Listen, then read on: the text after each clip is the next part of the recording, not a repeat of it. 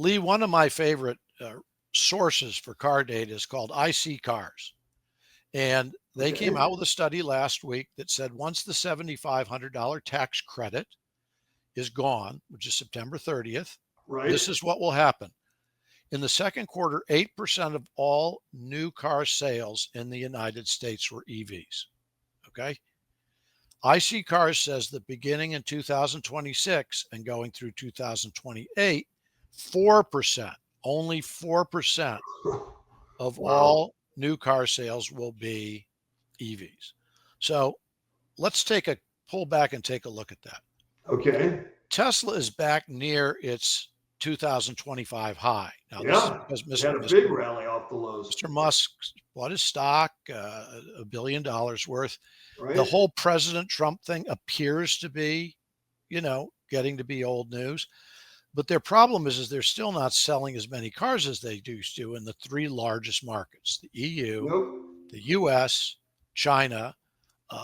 Second quarter of the year, they had a 47% market share of EVs in the United States. That was 80% at its peak.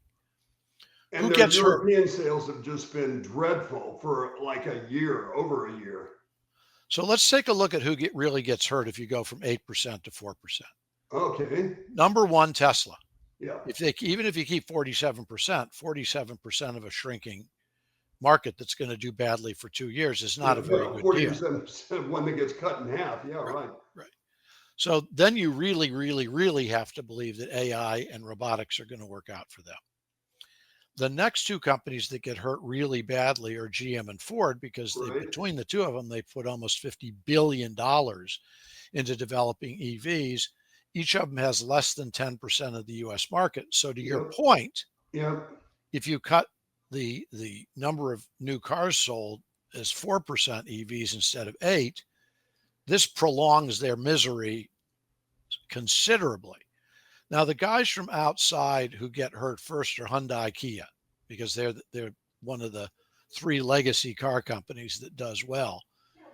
But if you look at anybody else sending EVs into the United States, from BMW to VW to Mercedes, everybody's ox gets gored in the U.S. market, which is still the second largest car market in the world. So EV market share looks like it's going to get bad. If you own a company that's in the EV car business, they have a lot of money in it. You've got to ask yourself, if IC Cars is right, how horrible is that going to be for the industry? Yeah, you're exactly right. And the thing is, somebody somewhere is going to have to figure out some way to massage the $7,500 going away into some other way. Either they got to cut their costs somewhere, or they're going to have to give a customer rebate, or they're going to have to, you don't get the $7,500, but we'll loan it to you or something like that, because they'll have to do that just to get a little of the momentum back, you would think. Well, the New York Times also pointed out something that's obvious, but hadn't occurred to me. The market has been flooded with used EVs, particularly when people got upset with Tesla. Oh, absolutely. Those cars were being dumped on the market in the thousands.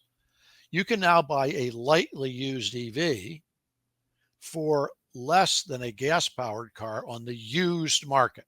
Okay. If you're interested in an EV, on the new car market, EVs are more expensive than gas-powered cars. On the used car market, that's not true. That's interesting, If you're selling new EVs, if you're GM, Ford, or Tesla, you're not just up against losing that tax credit. You're also up against the fact that used EVs, slightly used EVs, are selling for very little. It's incredible. Yeah. And it's funny. I mean, the whole concept and all the principles behind the EV car, I agree with. I really do. And especially in a place where I live. I live in Tupelo, Mississippi is small. Everything is 15 minutes away. Everything. This isn't like living in Houston or Dallas when I lived in those places. And, an EV really makes sense here because everything's close. You don't need a whole lot of mileage, in terms of the ability to go a long way. So they make sense in a lot of ways. And the the bottom line is, like we've always discussed, but they have to get electricity, which has to come from power plants, some of which burn coal, some of which burn natural gas. So it all goes back to what you have always maintained, and I've always agreed with, that you got to have the $25,000 car. Got to find it. Got to make it. If Or there isn't a brand new, or something.